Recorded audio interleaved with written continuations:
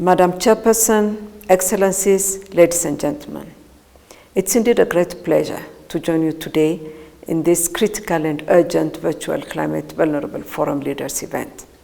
Let me take this opportunity to congratulate you, Honorable Prime Minister Sheikh Hasina, for assuming the presidency of the Climate Vulnerable Forum for the second time.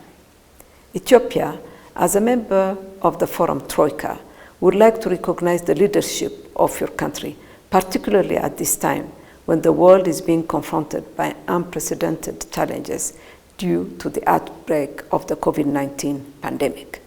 It's obvious that members of the forum have been experiencing the adverse impacts of climate change in various forms, ranging from flooding, as it is the case currently in my country, and severe droughts to devastating storms, all creating irreversible loss and damage.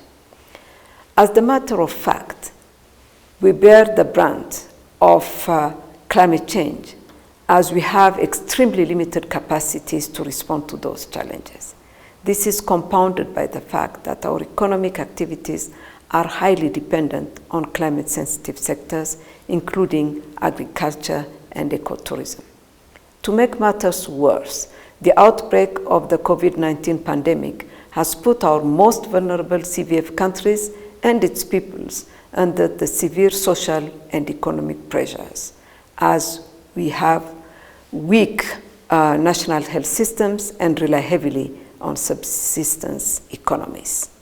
In doing so, the pandemic has not only exacerbated existing challenges we've been bearing as a result of climate change and other peculiar developmental challenges such as poverty, conflict, and instability, but also threatened to reverse the significant economic and developmental gains we have recorded over the past few years. In light of this fact, the recovery mechanisms from the shocks of COVID-19 must be aligned with the Paris Agreement of climate change and relevant sustainable development goals. Parties should leverage the existing opportunities to ensure that the recovery mechanism follows a green and resilient path. In this regard, the submission of the nationally determined contributions by parties to the Paris Agreement before the end of December 2020 can be considered as a critical moment for raising ambitious as well as ensuring a green recovery from COVID. Excellencies, ladies and gentlemen, time is not on our side. Countries need to ambitiously respond to the survival deadline for the humankind, which is December 2020. It marks a crucial deadline for responding to the gravity of the situations faced by more than 1 billion most vulnerable people living on the front line of a worsening climate crisis in CVF countries.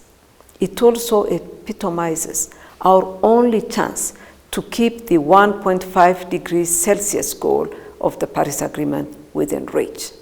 As a member of the CVF Troika, I would like to call upon all parties to the Paris Agreement to submit their revised or updated NDC before the survival deadline, if late by midnight of the 31st December 2020. Parties should also harness this opportunity to strengthen the adaptation components of their to-be-updated NDCs.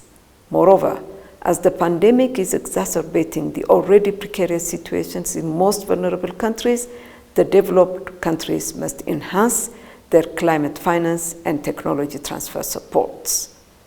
At this juncture, I would like to underscore the importance of pursuing bold climate actions both at national and global levels, alongside the ongoing concerted global efforts to mitigate the impacts of the COVID-19 pandemic.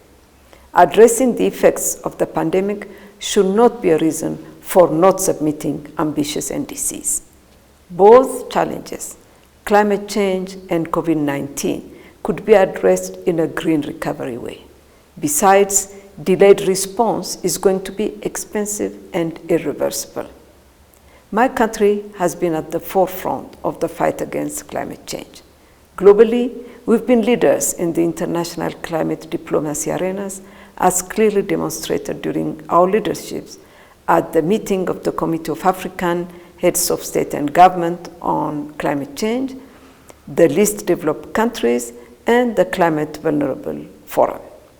At the national level, Ethiopia has taken an exemplary leadership role by launching its climate resilient green economy strategy in 2011, prior to the Paris Call.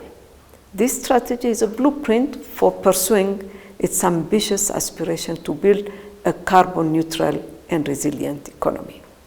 What has been done over the past 9 years reveals that Ethiopia has achieved remarkable outcomes in its endeavor to build a green and resilient economy through putting in place appropriate national and sectoral policy framework and institutional setups to undertake practical actions at the grassroots level. The process of its implementation has moved from a project-based approach to being fully mainstream into the national development plan, with the government allocating a significant amount of national resources for both climate mitigation and adaptation intervention. It is among the 6 pillars of our 10 years perspective plan, which runs from 2020 to 2030. Besides, we've been embarked on implementing our various national climate action plans in a COVID response way.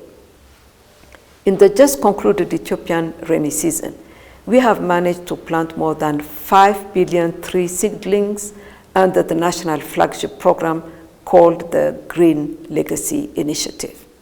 Designed by the overarching goal to pursue sustainable development by reducing poverty, conserving biodiversity, and promoting climate change adaptation, and build the resilience of the community, the initiative has a target of planting 20 billion tree seedlings until 2022.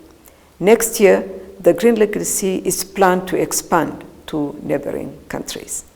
Currently, despite the challenges posed by the COVID-19 pandemic, we're in the process of further enhancing our first nationally determined contribution, which was submitted to the United Nations Framework Convention on Climate Change, UNFCCC, in 2015.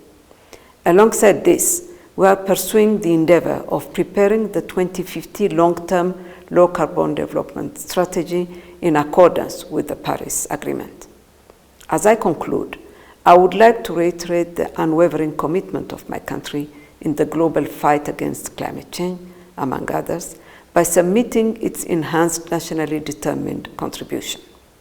Let me take this opportunity to once again call upon all parties to the Paris Agreement to submit their most ambitious NDCs before December 2020, so that we do not miss a small window of opportunity we have to limit the global temperature rise below 1.5 degrees Celsius.